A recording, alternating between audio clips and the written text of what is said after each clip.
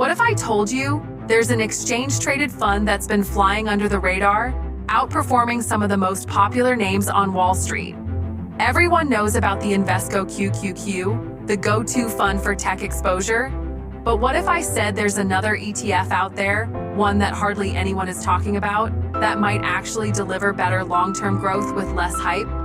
The fund I'm talking about is the Invesco S&P 500 Momentum ETF, ticker symbol SPMO.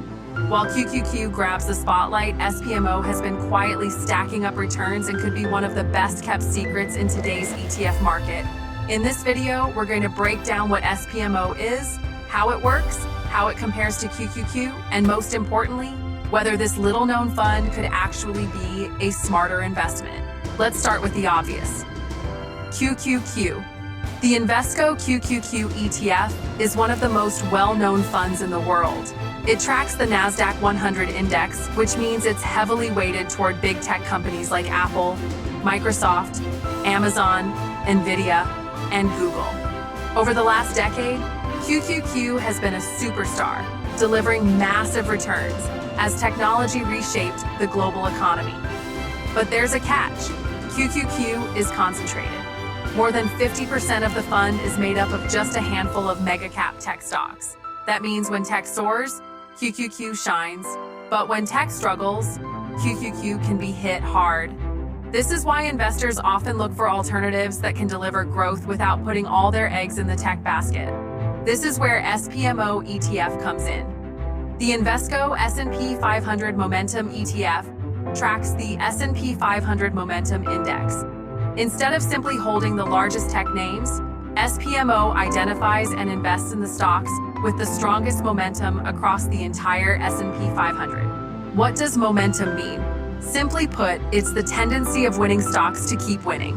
By targeting companies that have been performing strongly, SPMO captures trends that are already in motion.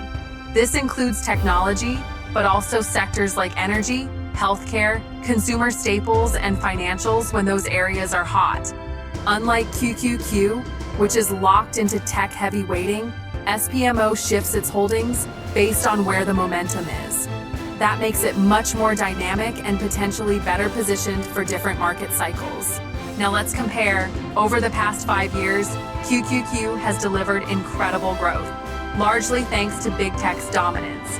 But if you zoom out, SPMO has quietly been matching, and in some stretches, even outperforming QQQ. For example, during periods when tech stocks cooled off, SPMO's exposure to other leading sectors helped cushion the downside. This makes SPMO not only a growth play, but also a potential risk management tool. It doesn't get as much hype, but that's exactly what makes it interesting. Think about it this way. QQQ is like betting on one horse to win the race, while SPMO is like adjusting your bets based on whichever horse is leading at the time. It's a strategy that keeps adapting to market conditions.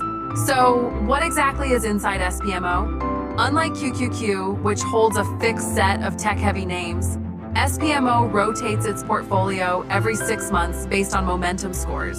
That means today it could be holding more energy or healthcare stocks, while 6 months later, it might lean heavier toward financials or tech again. This rebalancing approach gives it a unique edge. For example, in times of high inflation or rising oil prices, SPMO often shifts toward energy companies, capturing gains that QQQ misses. On the flip side, when tech regains leadership, SPMO doesn't hesitate to add exposure there as well. The secret is flexibility. By constantly realigning to the strongest stocks in the S&P 500, SPMO can tap into opportunities across sectors instead of being tied down to just one area. Now, let's be fair, SPMO isn't a perfect investment. Because it rebalances twice a year, it can sometimes miss sudden shifts in the market. Momentum strategies also tend to chase performance, meaning they buy high with the hope stocks keep climbing. That works in strong markets, but it can backfire during sharp reversals. Another thing to note is liquidity. QQQ trades millions of shares daily with massive investor interest. SPMO, on the other hand, has far less trading volume. That doesn't make it a bad ETF, but it does mean spreads can be wider, and investors may need to be mindful of entry and exit points. So while SPMO could be a powerful alternative to QQQ, it's not without risks. SPMO may appeal to investors who want growth exposure, but don't want to be overly dependent on tech stocks. It's designed for those who believe in momentum as a proven investing factor and who want diversification across different sectors of the economy. For someone who already holds QQQ, adding SPMO could actually balance the portfolio. You'd still benefit when tech performs strongly, but you'd also have exposure to other areas of the market when tech slows down. In short, SPMO might not completely replace QQQ, but it could be a smart complement, or for some, even a stronger long-term choice. So, is SPMO really better than QQQ? The answer depends on your strategy.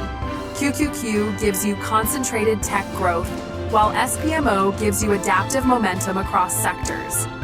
For investors who want flexibility and resilience in different market environments, SPMO might just be that hidden gem ETF that nobody's talking about. If you found this breakdown helpful, make sure to hit that like button and subscribe to the channel for more investing insights just like this. And don't forget to drop a comment below. Would you consider adding SPMO to your portfolio, or are you sticking with QQQ?